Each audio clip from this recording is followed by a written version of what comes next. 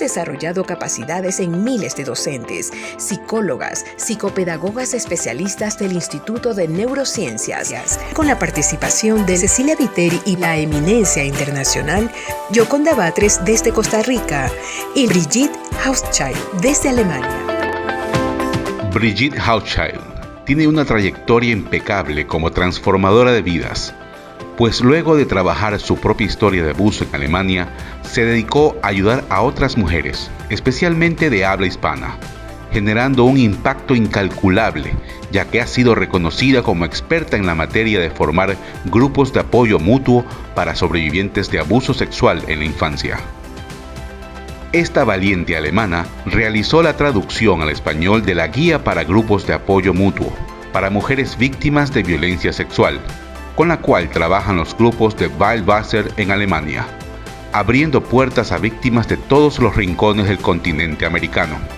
Catedrática, escritora y vocera por los derechos humanos de las mujeres, fue cofundadora y cooperante de Aguas Bravas Nicaragua, una de las organizaciones con mayor incidencia en la región. Además de realizar intercambios con psicólogas, talleres de prevención, participar en conferencias y charlas sobre el tema del abuso sexual en la infancia y sus secuelas en la vida adulta, tanto en Alemania como en Nicaragua. Su extraordinaria labor le otorgó a Aguas Bravas Nicaragua el primer premio franco-alemán de los derechos humanos en Nicaragua y por sus méritos en la prevención y la lucha contra el abuso sexual en América Latina. El presidente de la República Federal Alemana le otorgó a esta extraordinaria activista la Cruz de Caballero de la Orden del Mérito de la República Federal de Alemania. Esta extraordinaria gestora de cambio social, junto a la eminencia Yoconda Batres, respondieron a una serie de preguntas de la Red Sudamericana de Psicólogas, aliadas de Ecuador Dicen No Más, que se dieron cita desde 12 países de la región, en un evento para desarrollar capacidades en profesionales de atención a víctimas. A continuación, voy a compartir un poco sobre Yoconda Batres, de Costa Rica. Ella es médica, cirujana y pediatra, considerada una de las más reconocidas expertas latinoamericanas en el tratamiento del abuso sexual y la violencia de género en ámbito mundial. Es consultora internacional para la OPS, OMS, UNFA, UNICEF, UNIFEM, Unión Europea de Cooperación Holandesa. Sus manuales de tratamiento han sido validados en América Latina y sus libros se utilizan como textos en diferentes universidades de la región. Desde 1991 es la directora del Programa Regional contra la Violencia Doméstica del Instituto Latinoamericano de las Naciones Unidas y pionera de la terapia grupal para la recuperación de víctimas de violencia sexual. Además, ha sido miembro de múltiples comisiones y asesora a distintos gobiernos en temas de violencia sexual, violencia de género y legislación. Actualmente también dirige la primera maestría en abuso sexual en Guatemala. Por supuesto, asesora de Ecuador Dice No Más desde el 2018. También tenemos el honor de poder contar con la presencia de Paola Andrade y de Ricardo, quienes son fundadores de Ecuador Dice No Más. El día de hoy estará compartiendo Paola. Ella es ganadora de los SDG Action Awards, que corresponde a Sustainable Development Global Awards de las Naciones Unidas. Cuenta con una medalla de UNICEF como la campeona por la infancia, consultora y ponente de campañas internacionales y nacionales de prevención de abuso sexual y atención de sobrevivientes. Ecuador Dice No Más es la organización de prevención de abuso sexual con mayor impacto en la historia de Ecuador y posiblemente de América Latina. Ha confirmado distintos proyectos y firmado 6 convenios de cooperación con UNICEF, el gobierno, por supuesto, ecuatoriano, brinda capacitaciones. Actualmente, esta semana, ha sido bastante de sus tareas y actividades para poder promover la protección de niñas y niños, desarrollando programas educativos que se han implementado en 16.500 escuelas públicas mediante una innovadora metodología audiovisual que compartiremos un poco el día de hoy. Finalmente, tengo el agrado de presentarme. Yo soy la psicóloga clínica organizacional Cecilia Viteri, soy especialista en trauma y coordinadora de docencia e investigación del Instituto de Neurociencias. Sean todos bienvenidos. Paola, por favor, podemos pasar a la mesa para el conversatorio. Bueno, sí, sumamente importante. Primero, es para mí muy emocionante. Este es el segundo evento que hacemos en conjunto y es muy emocionante que personas que tienen una directa participación en cuanto a la salud mental de la población, tomando en cuenta que 65 de cada 100 mujeres han vivido violencia en el Ecuador, y esto, como lo dice el video, que solamente el 15% se denuncia. Realmente cuando vemos, una de las cosas que nos han dicho la mayoría de psicólogas que han pasado por la organización es que ese es como el tema recurrente dentro del consultorio, ¿no? Y nosotros cuando empezamos en el 2016, pese a ser dos productores audiovisuales, yo soy especialista en comunicación por George Washington University, Ricardo es productor, y pese a ser esta nuestra área, nosotros hicimos una investigación de 3 años para ver qué pasaba con las víctimas a nivel mundial, un benchmarking, una investigación profunda. Y en la investigación una de las cosas que saltó era la falta de recursos, especialmente en la región. Eso hizo que nosotros saliéramos con una campaña, pero al mes de la campaña, abriéramos los primeros grupos de apoyo gratuito en la historia del Ecuador, en los cuales se atendieron a más de 450 personas y sus familias en 3 ciudades del país, llegando a tener hasta 10 grupos al mes. Y esa metodología luego fue sistematizada por las Naciones Unidas, y para que tengan una idea, se utiliza hoy en lugares como Querétaro, México. De la misma manera que las 2 personas que es las invitadas internacionales que tenemos hoy, han generado a través de su propia historia un impacto también en nosotros. Es decir, Aguas Bravas, Weilwasser, que es la organización alemana, que tuve el gusto de volver a visitar en septiembre del año pasado, es la organización a la que yo pude tener acceso para investigar la terapia grupal, y ahí encontré, por ejemplo, ABA3, que es importante que ustedes conozcan. Existe una página web que es www.doctorayocondabatres.com, donde tienen más de 10 manuales gratuitos para atención a víctimas. Entonces, sería interesante, Ricardo, si nos puedes poner la primera pregunta de Bridget para conocer.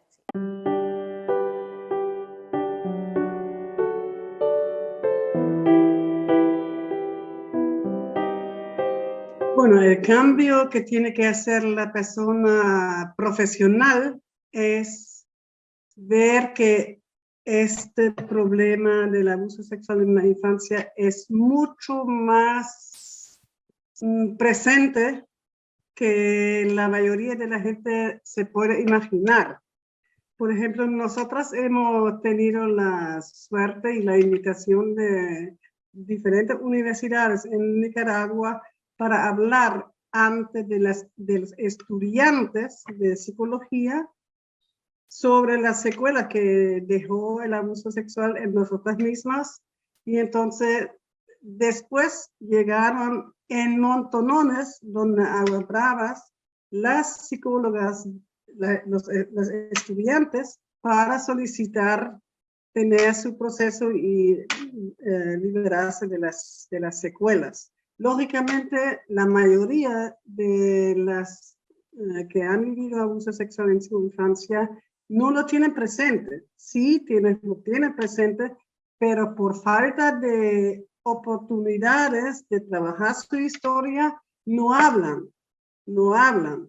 Entonces, es desarrollar una sensibilidad hacia este problema, es una de las grandes tareas de los profesionales de psicología. Los psicólogos sentimos que la salud mental puede ser algo subjetivo, nos sentimos bien, mal, la percepción puede alterarse, sin embargo es mucho más físico de lo que pensamos.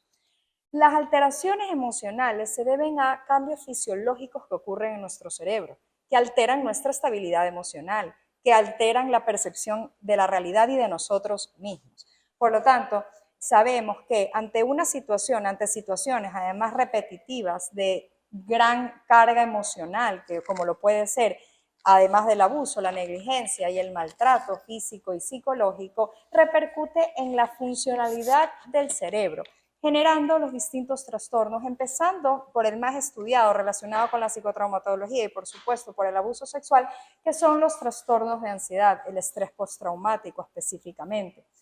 La psicotraumatología entiende las alteraciones emocionales desde los cambios fisiológicos que ocurren en el cerebro. De esta manera nos hace entender la importancia de recibir una asistencia profesional para poder regular, para poder reentrenar a nuestro cerebro, para que aprendamos a sentirnos seguros, para que aprendamos también a sanar estas heridas del pasado que nos generan tanta carga emocional al día de hoy, que nos hace vivir síntomas físicos y emocionales como si estuviéramos viviendo esta amenaza en este momento, por supuesto afectando nuestra capacidad de ser funcionales, de cumplir nuestras metas, nuestras responsabilidades o plantearnos inclusive nuestros sueños. Quería decir algo que es perfecto y me gustaría presentar un poco la historia de Batres antes de ver las preguntas que le hicimos con Cecilia. Batres es una cirujana. Para mí es considerada a nivel hispanoamericano la eminencia más importante en el tema. Es cirujana y es psiquiatra, pero ella tiene una historia muy particular. Ella empieza su carrera en un lugar como este, en un hospital psiquiátrico, en un instituto de neurociencias, donde ella empieza a ver, además de las conductas, ciertas similitudes dentro de la construcción social de las víctimas. Es decir, empieza a darse cuenta que la mayoría eran mujeres, que la mayoría de las víctimas eran víctimas de incesto. Ahí ven las estadísticas que yo les decía, 93% de los lugares donde deben estar seguros. El primer número, el número uno en estadísticas del violentador es el padre de sangre, no el padrastro. No estoy hablando porque la gente dice el padrastro, es un tema como echarle la culpa a la mujer, ¿no?, que se volvió a casar. Sin embargo, es el padre de sangre, 27% a nivel mundial. Y además empieza a darse cuenta que en el consultorio estas mujeres como aisladas y con todas estas situaciones también de poder, mínimo poder, el agresor tenía mucho más poder económico, edad, etcétera. Y ella empieza a darse cuenta que no avanzaban en la terapia individual y crea como coayudante los primeros grupos de apoyo de toda Hispanoamérica. Y se da cuenta que el avance de sus víctimas, reunir a 10, 12 mujeres víctimas de incesto, como coayudante las hacía a ella primero tener por primera vez una familia, no sentirse, que son temas del abuso, estar alienado, aislado, creer que es algo que uno lo causa, y empieza a romper todos estos esquemas y también a tener un avance y una recuperación extraordinaria. Entonces ella ahí ha escrito varios manuales muy importantes, también la importancia de la terapia cognitiva conductual, que es ella no recomienda la terapia psicoanalista, esta corriente, sino una terapia cognitiva conductual que es más de herramientas, ¿no? Poder dar herramientas concretas a las víctimas. Entonces eso es importante como saber, porque vamos a verla ahora ella, y muchas de sus preguntas, más que profundamente técnicas, se van a tener, es tan importante establecer la confianza con las víctimas, trabajar también en la construcción social de la víctima, en todo este tema de la vergüenza, la culpa, que hace que la gente se demore, como en el caso de Ricardo mío, 32, 35 años en hablar, y luego 10 años más en actuar. Y realmente nosotros somos el 0,1%. Pero ese 0,1% de supervivientes somos los que hemos generado, voy a ponerle otros nombres a otros países, como Oprah Winfrey, que es a quien se le debe haber tratado en sus shows este tema. Incluso grababa a los presos por delitos sexuales. Y los estudiaba y lo conversaba con sus audiencias. Ella generó un cambio brutal en los Estados Unidos, que es donde es el origen de la terapia cognitiva conductual y donde está más de alguna manera posicionada. Erin Merrill, que con personas con las que hemos trabajado, que ha cambiado la ley en 40 estados. Entonces es importante entender este tipo de impacto que se puede tener. Entonces, Ricky, si puedes poner una de las preguntas de Batres para poderla escuchar y comentar.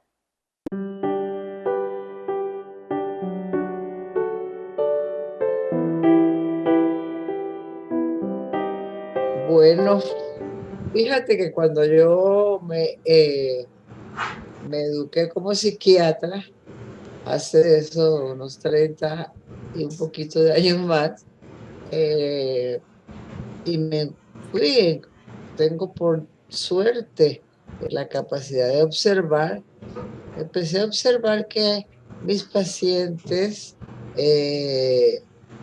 pues, tenían conductas que nadie sabía diagnosticar. Entonces fui investigando y nadie hablaba de abuso sexual, ¿verdad? Nadie.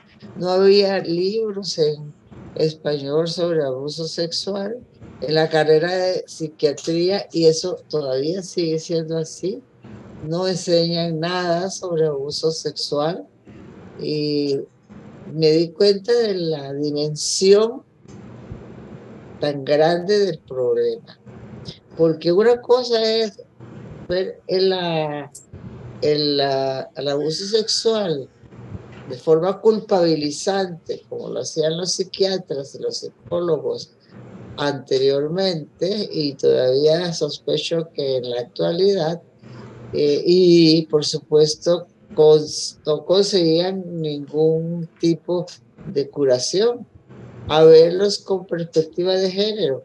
¿Qué es lo que nos dice?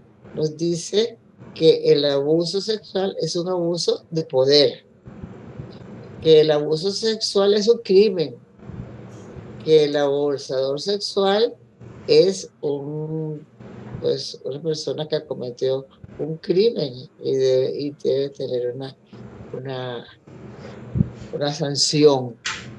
Eso es lo que llamamos violencia de género, el reconocimiento del abuso sexual utilizando la concepción de género que nos establece que el abuso sexual se da como un abuso de poder, como dije, de adultos o de gente con más poder hacia niños, niñas y mujeres, incluyendo por supuesto, la violación. Y también contra niños, también que abusan de otros niños. Y había una completa ignorancia. Entonces, yo dije, lo primero que tengo que hacer es quitar esos mitos y esos estereotipos. Eso es lo primero que hice en mis primeros 10 años. Empecé a capacitar a policías, porque lo creía muy importante, a abogados y magistrados de toda América Latina, a psiquiatras, a muchos psicólogos y psicólogas y muchos trabajadoras sociales, al ir a la prensa, así como ustedes han desarrollado también esa visión, o sea, el que no conoce, el que no sabe, no puede hacer cambios y va a seguir maltratando a las víctimas, como lo planteó Freud, que las víctimas éramos las mujeres éramos las principales abusadoras. Entonces, victimizando nuevamente a la víctima y sin tratamiento y viviendo las víctimas en la humillación, el dolor que generalmente viven porque estos son sometidos a cualquier abuso, sino a abusos atroces. Y cuando digo víctima, no lo digo en el sentido de debilidad, sino en el sentido de señalar, como me enseñó la doctora Germán, que fue mi maestra, señalar quién tiene la responsabilidad, porque al que lo ha hecho es el ofensor o la ofensora. De tal manera que me quedé con esa terminología. Y sí, adopté la de sobrevivientes después que conocí los trabajos que se hacían alrededor de esto en Estados Unidos, de donde me formé para enfrentarme a toda esta problemática. Y ahí son cosas, hay varias cosas interesantes. Y si tienen preguntas, por favor, hacerlas, ¿no? O sea, hay cosas, pero hay varias cosas interesantes. Cuando ella habla de Estados Unidos, nosotros fuimos, de hecho, vivimos en los centros más importantes. Uno es el National Children Advocacy Center en Alabama, el primer centro, donde tenían todos los consultorios de terapia cognitiva conductual. Incluso, para que tengas una idea, que es un CAC, un Children Advocacy Center, es el lugar ideal, donde está en el mismo lugar, Ecuador dice nomás, la fiscalía, está la prisión. Ahí mismo se hacen los interrogatorios a los victimarios en otro edificio que está totalmente bloqueado, pero también hay hasta enfermeras y médicos especializados donde se hace el médico legista. Es decir, el niño va a un solo lugar. Es con esta perspectiva que es interesante cuando ella habla de Estados Unidos. Y nosotros tuvimos esa oportunidad de podernos formar también allá.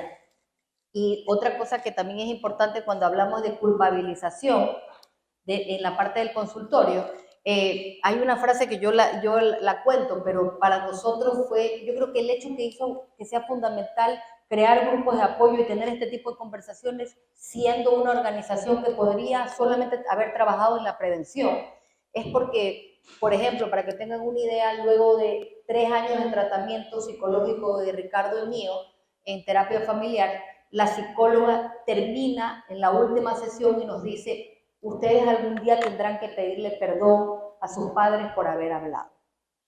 Es una de las psicólogas más conocidas aquí de Guayaquil, clínica. Y ese tipo de cosas a nosotros nos costaron años de depresión. Años. Por eso para nosotros siempre ha sido importante involucrar a los psicólogos, capacitar a los psicólogos.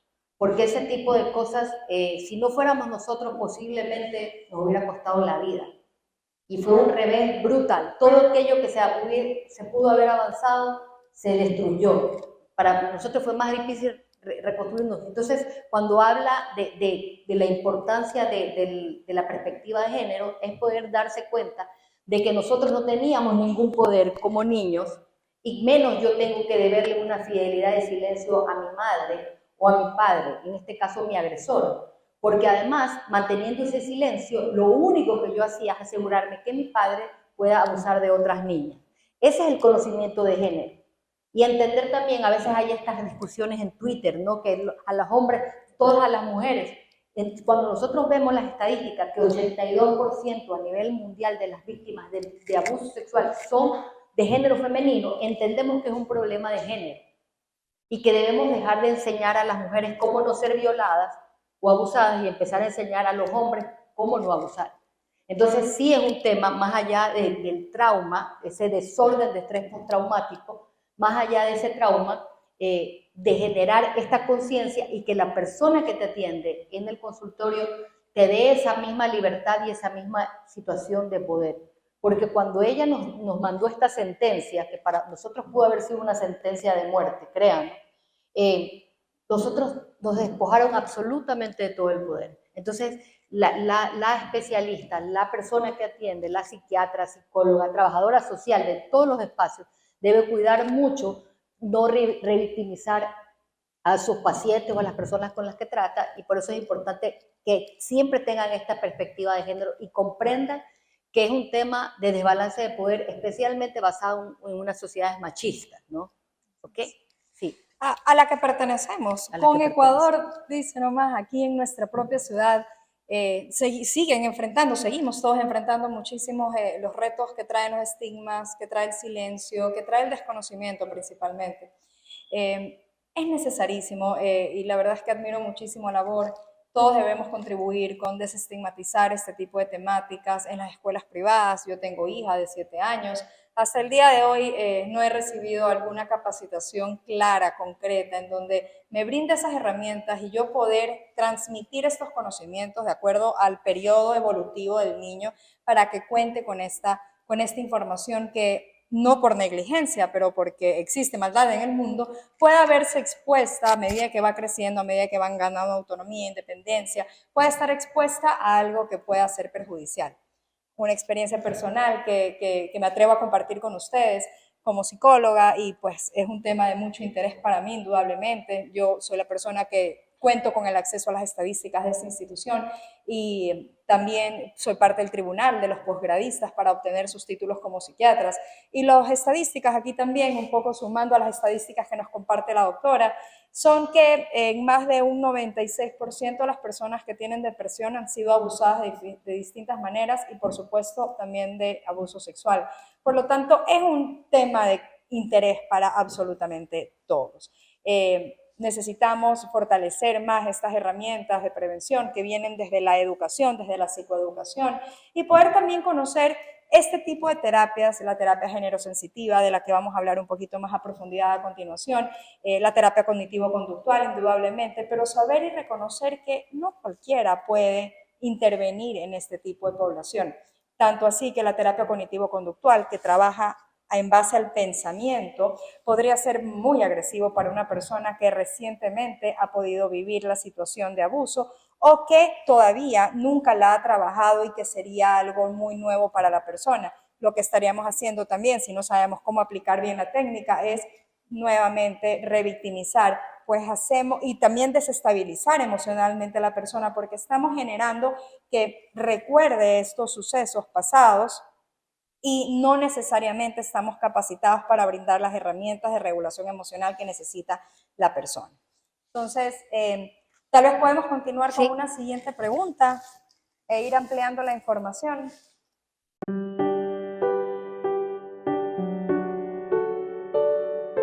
Así es, y han estado atendiendo antes de la maestría de forma equivocada, que hace más daño.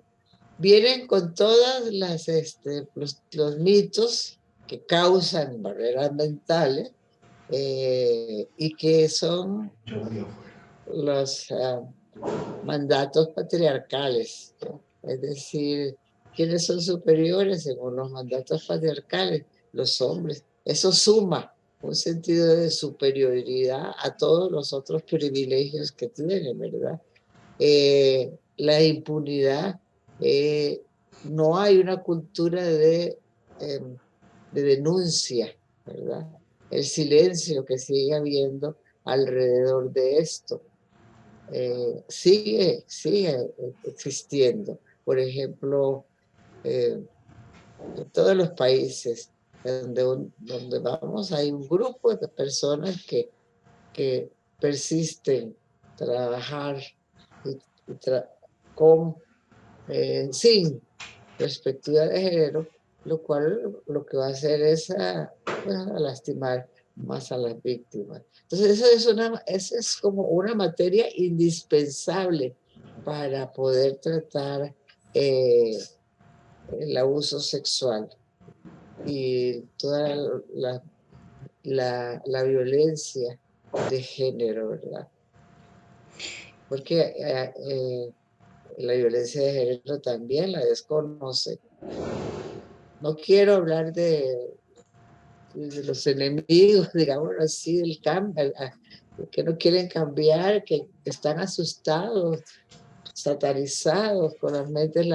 Pues la religión también ha contribuido, la educación a las casas, todos hemos vivido y nos hemos criado en esta sociedad patriarcal. Por eso todos tenemos que hacer una autocrítica, especialmente los psicólogos y los psiquiatras que tienen que encargarse de este tipo de cosas ahora que la salud mental del mundo está peor que nunca.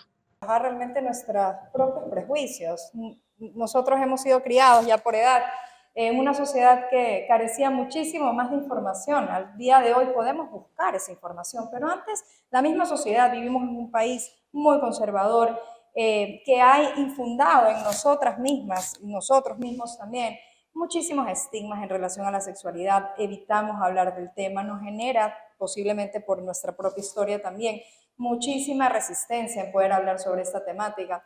Antes me animé a compartir una anécdota y me fui por el lado de mi experiencia aquí en el Instituto de Neurociencias sobre los datos que hemos venido que se van recopilando en el tiempo. Y parte también de la casa, no solamente de los profesionales de salud mental, sino también de las madres y los padres, que estemos abiertos a educarnos, a romper con estos estigmas y poder contribuir a la sociedad a la que pertenecemos y además al desarrollo adecuado de nuestros hijos, que implica el adecuado desarrollo sexual.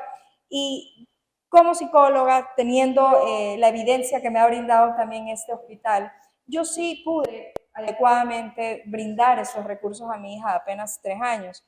Ella no tuvo un agresor, pero sí un amigo de 1 año más que ella, de 4 años apenas, que venía experimentando, después ya lo supe, con su hermana, que tenían poca supervisión, y venían experimentando sexualmente, pues por curiosidad normal de cualquier ser humano.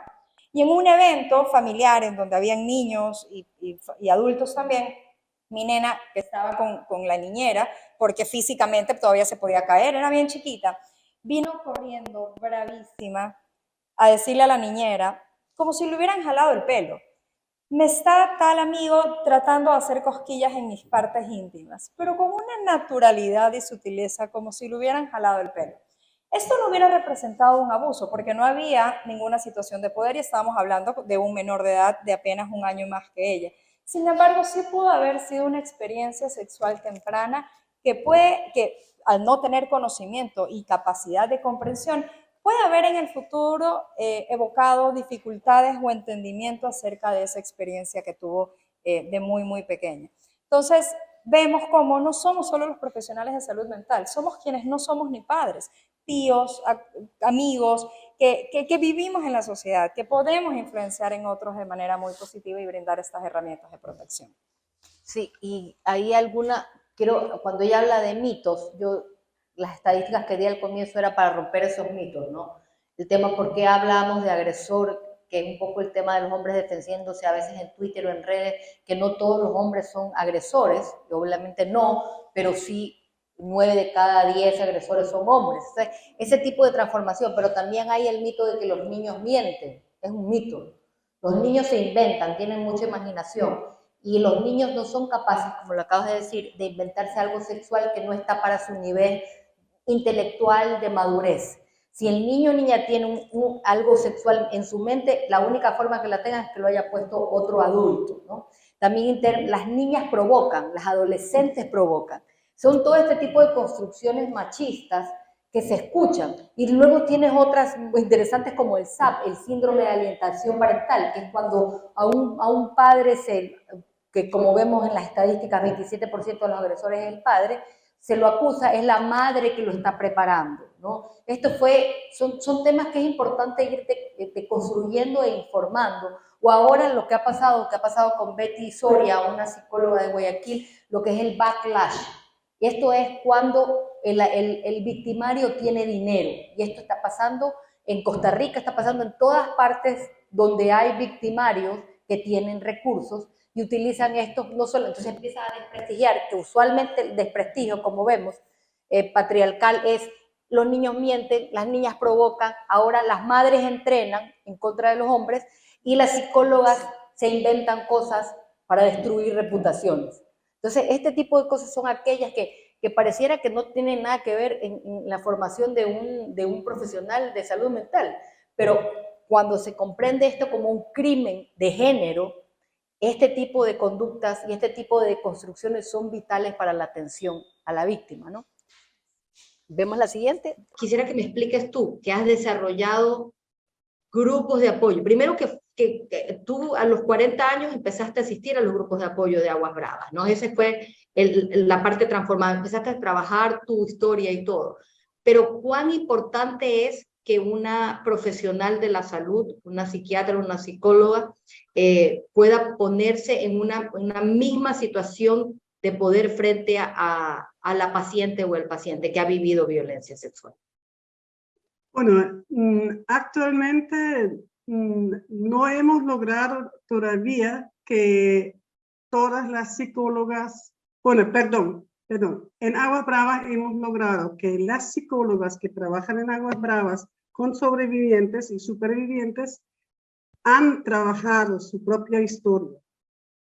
1. Segundo, en los grupos de apoyo mutuo tenemos un acompañamiento y este acompañamiento es sea de una psicóloga que trabaja en Aguas Bravas o sea de una sobreviviente. El problema con las sobrevivientes, que sean sobrevivientes, como el proceso de los grupos toma tiempo y las mujeres que acompañan tienen que tener el compromiso de acompañar hasta el final del grupo, cuando las mujeres deciden que ya no necesitan el grupo. Entonces, las psicólogas, si no son sobrevivientes, por lo menos tienen que tener esta forma de cómo se trabaja en Aguas Bravas para acompañar los procesos de las mujeres que han vivido abuso sexual en su infancia. Y ahí es importante recalcar que vamos a compartir en las páginas web también, hay todos unos manuales que han desarrollado.